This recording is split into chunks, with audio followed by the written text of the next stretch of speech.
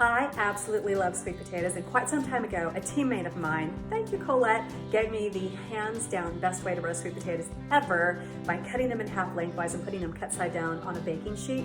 It intensifies the caramelization that the sweet potato gets, leaving them even sweeter, cuts the cooking time immensely, and gives you a light and fluffy interior that is so absolutely delicious. I make a bunch.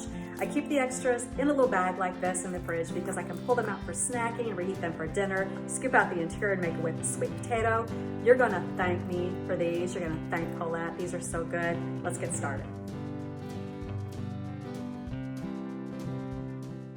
Let's make these golden fluffy roasted sweet potatoes. First, you need to cut your sweet potatoes in half lengthwise and put them down on an oiled baking sheet. Then they roast for 30-45 minutes at 425. Out they come golden caramelized. I serve mine with my lemon thyme honey butter. The recipe's on taylorkitchen.net as well. So good.